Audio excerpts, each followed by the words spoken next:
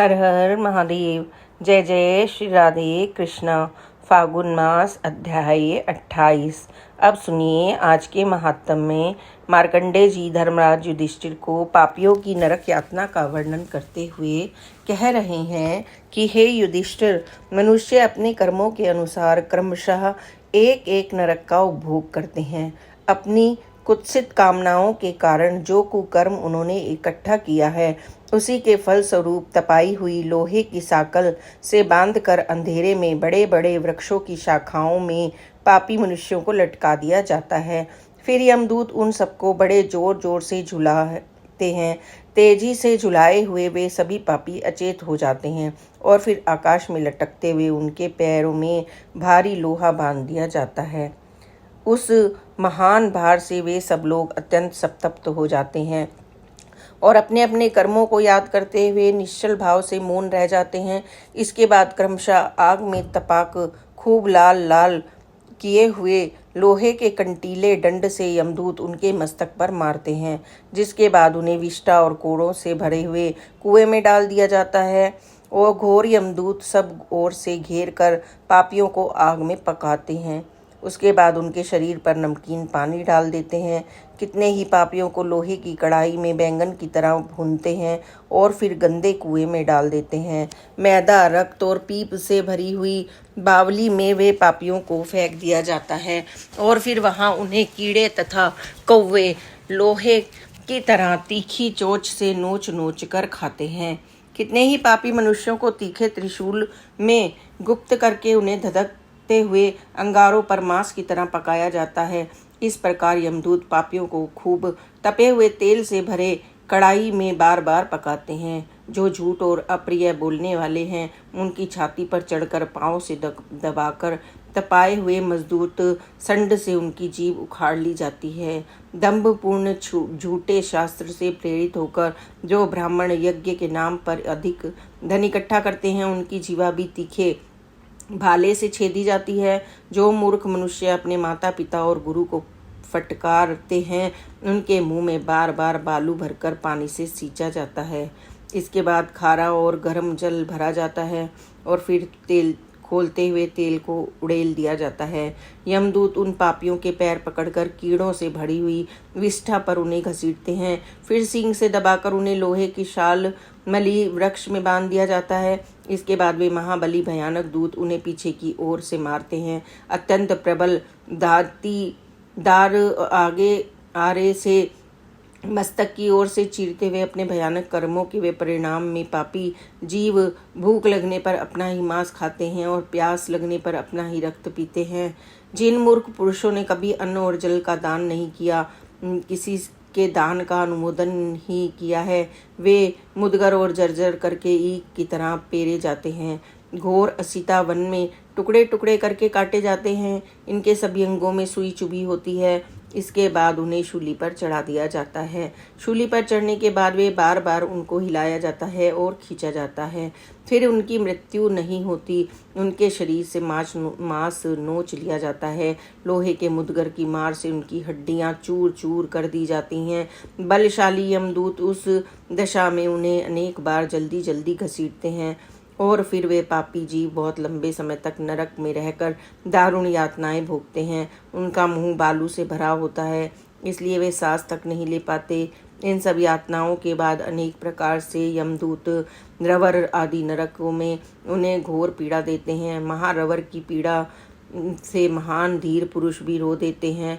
मुख, लिंग, गुदा, पार्श्व, पैर, छाती और मस्तक में तपाए हुए लोहे के तीखे मुदगर से यमदूत मारते हैं। जो स्त्रियां पराये पतियों का आलिंगन करती हैं और अपने पति की सेवा में नहीं रहती है, ऐसे स्त्रियों से यमदूत कहते हैं, अरे अब तू क्यों जल्दी से भाग रही है?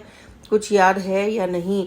तूने अपने पति को धोखा दिया था और एक पाप पराये पुरुष को अपने सुख से गले लगाया था। ऐसा कहकर वे उन्हें लोहे कुंभ नामक नरक में फेंक देते हैं और धीरे धीरे पकाते हैं।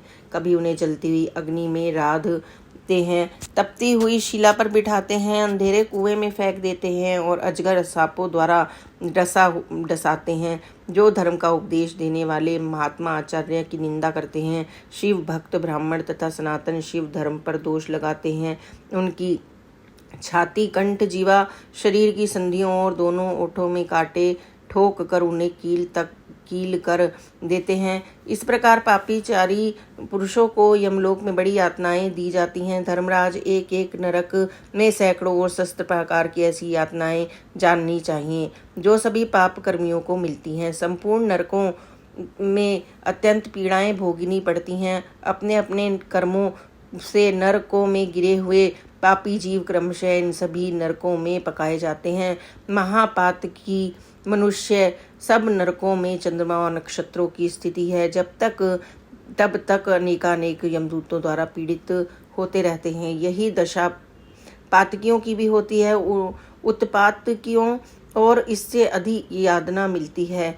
हे तात युधिष्ठिर, कब किसकी मृत्यु हो जाएगी यह नहीं पता, और अचानक यदि मृत्यु आ भी गई तो कौन मनुष्य यहाँ वर्ष या दिन पा सकता है। फिर तो सब कुछ छोड़कर अकेले ही परलोक की यात्रा करनी पड़ती है। इसलिए पूरा प्रयास करके सत्य धर्म पारायण हो जाओ। यह सब नरकों का लक्षण मैंने तुमसे बताया।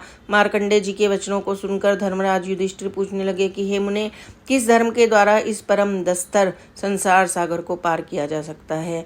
अब कृपा कर यह भी बताइए। तब मार्कंडेय जी बोले, हे युधिष्ठिर, मनुष्य अनेक प्रकार के राग और लोभ के वशीभूत होकर इस संसार में तरह तरह के दुख उठाता है। गर्भ में पड़ जाने से मनुष्य कहे हुए शास्त्र को नहीं समझता और स्वर्ग मोक्ष साधक कर्मों की चर्चा नहीं सुनता। संपूर्ण कामनाओं और प्रयोजनों को सिद्ध करने वाला भगवान शंकर के धाम में ध्यान में वह अज्ञानवश कष्ट मनाने लगता है। वास्तव में भगवान शिव का चिंतन ही नरक से छुड़ाकर अपना परम अद्भुत कल्याण करने वाला है। जो जम्बूद्वीप में आकर मनुष्य योनि में जन्म लेता है, फिर नर्मदा देवी की शरण में नहीं जाता, वह भाग्यहीन है। इस संसार में पाप से दूषित मन वाले मनुष्यों को उत्तम गति देने वाली नर्मदा से बढ़कर दूसरी कौन सी नदी है? जो पाप हारनी महादेवी नर्मदा का ध्यान करता है, उनकी पाप राशि नष्ट हो जाती है। जो नर्मदा का मन से स्मरण करते हैं और वाणी द्वारा कीर्तन करते हैं, वह परलोक में जाने पर यमदूतों द्वारा पीड़ित नहीं होते हैं। नरक में स्थिति में उन होने पर भी जो नर्मदा नदी पर भगवान शिव और विष्णु जी का स्मरण करते हैं, उसे यमराज के दूत तत्काल ही त्याग देते हैं। अगर वैदुर्य पर्वत और अमरकंटक पर भोग और मोक्ष फल देने वाले परमेश्वर ओंकार जी विद्यमान हैं, तो पापी मनुष्य यहाँ क्यों शोक करते हैं? वही संपूर्ण लोकों पर अनुग्रह करने वाले सिद्धलिंग, सिद्धेश्वर, यज्ञेश और शशिभूषण हैं। नर्मदा के दक्षिण भाग में महेश्वर और कपिलेश्वर लिंग हैं। उस स्थान को विद्वान पुरुष शिव क्षेत्र कहते हैं। जो मनुष्य सदा पुष्प, धूप, आरती और तर्पण आदि के द्वारा भक्तिपूर्वक इन लिंगों की पूजा अर्चना करते हैं, वे नरक से छूटकर शिवलोक को जाते हैं। हे अनघ्य, तुमने जो कुछ पूछा था वह सब मैंने तुम्हें बता दिया। पापी पुरुषों को यमराज ने यह बताया है कि जो लोग गोदान, स्वर्ण दान, तिल, अन्न दान, जल दान, सब सामग्रियों का दान तथा महल और बगीचे का दान करते हैं, वे घोर नरक स्वरूप यमलोक में नहीं जाते। भगवान शिव के वचनानुसार वे सब पापों से मुक्त हो जाते हैं। सम्मान और अपमान ने प्रियजनों के सहयोग को वियोग ने और जवानी को बुढ़ापे ने ग्रस लिया है। हृदय मनुष्य धर्म, अर्थ, काम और मोक्ष किसी भी पुरुषार्थ का साधन करने में समर्थ नहीं होता, इसलिए बुढ़ापा आने से पहले ही चाहिए। युधिष्ठिर, शरीर में वात, पित्त और कफ आदि की विषमता होती रहती है। फिर वात, पित्त, कफ का समूह शरीर से ही उत्पन्न बताया गया है, इसलिए अपना यह शरीर सदा रोगों का ही आश्रय है, ऐसा जानना चाहिए। जब वात का प्रकोप होता है तो मनुष्य ज्वर से पीड़ित हो जाता है। तब अनेक प्रकार से होने वाले रोगों के कारण उसे बहुत सारे दुख सहने पड़ते हैं। इस शरीर में मृत्यु के साधन 100 से भी अधिक हैं, और इनमें से एक मृत्यु तो काल रूप है और बाकी मृत्युएं आगंतुक मानी गई हैं, अचानक आ जाती हैं। जो आगंतुक होती हैं वे औषधि सेवन थे तथा जप, होम द्वारा और दान आदि से शांत हो जाती हैं, परंतु काल रूप मृत्यु किसी भी उपाय से शांत नहीं होती। विष और मध्य आदि से मनुष्य की अपमृत्यु होती है, इसलिए इन सब वस्तुओं का सेवन कभी नहीं करना चाहिए। अनेक प्रकार के रोग, कष्ट, सर्प आदि जीव, विष और मारण आदि के प्रयोग से ये सब देहधारियों के लिए मृत्यु के द्वार हैं। अगर मनुष्य का मृत्यु काल आ पहुंचा है उस समय रोग, सर्प आदि से पीड़ित धन्वंतरी भी उसे नहीं बचा सकती। काल पीड़ित मनुष्य की रक्षा करने में औषधि, तपदान, मित्र, बांधव कोई भी समर्थ नहीं होता। युधिष्ठिर श्रेष्ठ और सुंदर स्त्री, पुत्र, मित्र, राज्य तथा ऐश्वर्य आदि तरह तरह की संपूर्ण सुखों को मृत्यु अचानक ही छीन लिया करती है। राजन बंधु आदि के रूप में जो यह दस्तर संसार है, इसका तुम्हें यत किंचित परिचय दिया गया है। यह सब परिणामी नाशवान है। भोजन का काल है, ऐसा जानकर प्रयत्न पूर्वक नर्मदा का सेवन करना चाहिए। नर्मदा सब दुखों का निवारण और संपूर्ण शोकों का नाश करने वाली है। जो जिन कामनाओं को पाना चाहता है, नर्मदा देवी उसे वह सभी वस्तुएं दे देती है। मार्कंडेय जी आगे कहते हैं, युधिष्ठिर महिष्पतिपुरी के पश्चिम अशोक वनी का नामक एक पापहारी तीर्थ है, जो सभी प्रकार के रोगों का, शोकों का नाश करने वाला है। वहां स्नान करके अपने वैभव के अनुसार गौरी देवी का पूजन करें। वही मातंग मुनि का आश्रम है। जो स्त्री शुक्ल और कृष्ण पक्ष की तृतीया को गंध, धूप, चंदन, तरह तरह के उपहार तथा दीपावली जलाने आदि के द्वारा वहां भक्ति पूर्वक गौरी देवी का पूजन करती है, वह रूप और सौभाग्य से संपन्न पति प्राप्त करती है। युधिष्ठिर, पूर्व कल्प की बात है, मातंग नाम से प्रसिद्ध देव ऋषि ने नर्मदा नदी के तट पर रहकर बड़ी दुष्कर तपस्या की थी। महर्षियों के सत्संग और नर्मदा के दर्शन से उन्होंने पाप बुद्धि का परित्याग करके धर्म बुद्धि का सहारा लिया था और कहा था कि मैं विरक्त हूँ और भिक्षु हूँ। ऐसा विचार कर वे अशोक वनिका में लौट आए और जटा वल्कल धारण करके कंदमूल और फल का आहार करते हुए 1 सहस्त्र दिव्य वर्षों तक भगवान शिव की आराधना में लीन रहे। सभी मंत्रों से में उत्तम ओम नमः शिवाय इस डकर मंत्र का वे दिन रात अपने हृदय में चिंतन करते थे। उनकी उस पराभक्ति को जानकर देवादिदेव महादेव जी ने उन्हें प्रत्यक्ष दर्शन दिया और कहा कि सुव्रत, इस ध्यान से तुम्हारा कल्याण हो। मैं तुम पर अति प्रसन्न हूँ। तुम वर मांगो। तब मातंग मुनि बोले, देवेश्वर, यह तीर्थ मातंग के नाम से विख्यात हो जाए।